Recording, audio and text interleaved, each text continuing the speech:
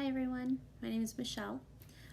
So I'm going to talk about a time when I was 10 years old. Um, that summer I was going to be turning 11 years old, and I remember seeing on TV all of these commercials for Six Flags. Goliath this, Goliath that, fastest roller coaster. It would shoot up 200 feet in the air and shoot back down 85 miles an hour. It was the coolest thing, and I wanted to go. So I asked my mom, "Hey mom, do you think that for my 11th birthday we could maybe go to Six Flags?" And she was like, "No. You're too little, you're not brave enough, you're gonna cry. I already know you." And I was just like, "No, please, mom, please. I promise, I won't ask for anything else this year. Just take me to Six Flags. I'm ready for it. I promise I'm ready for it. I promise I won't cry." And she said no.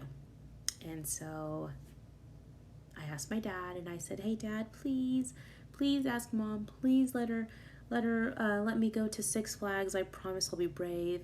I promise I won't cry. I promise I won't ask for anything else this year for my birthday." And my brothers and sisters laughed at me, and they're like, "Yeah, you won't go, you'll cry." And I was just like, "No, I won't. I'm going to be brave and I'm going to be strong. I promise I will. Just, Dad, please let her take me to Six Flags." And he did. He convinced her. So that summer, there we go. I remember waking up super early in the morning, driving out to Six Flags, and I was so excited. I couldn't believe he convinced my mom to let me go. And we pull into the parking lot. And I remember looking up. Wow, these roller coasters are really, really, really big. I don't know, I'm a little nervous. Maybe Mom was right.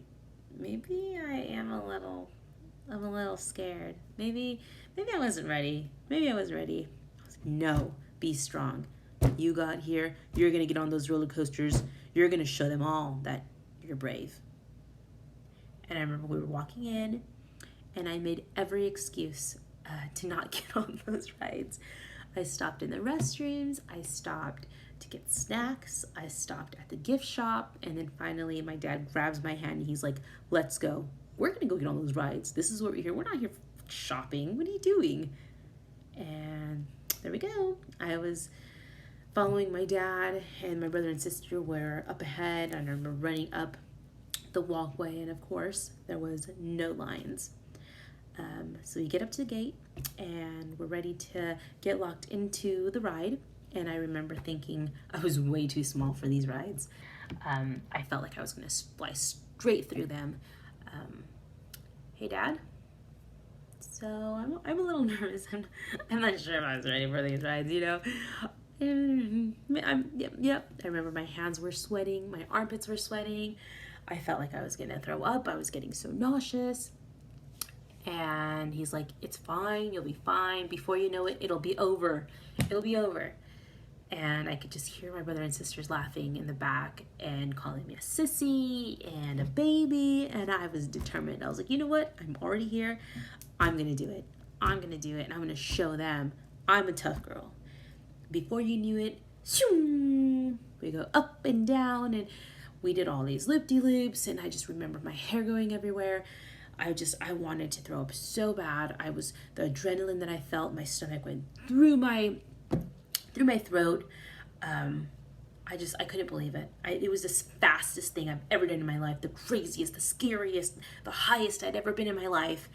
And I remember that was the longest, like 3.5 minutes of my life. But at the end of the ride, I was so proud of myself. I didn't cry, I didn't puke, I didn't die, I didn't faint.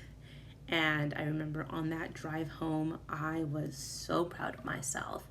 And I felt good about myself. I was strong, and I didn't let any of them get to me. And yeah, that was a proud moment for me. And that's my childhood story.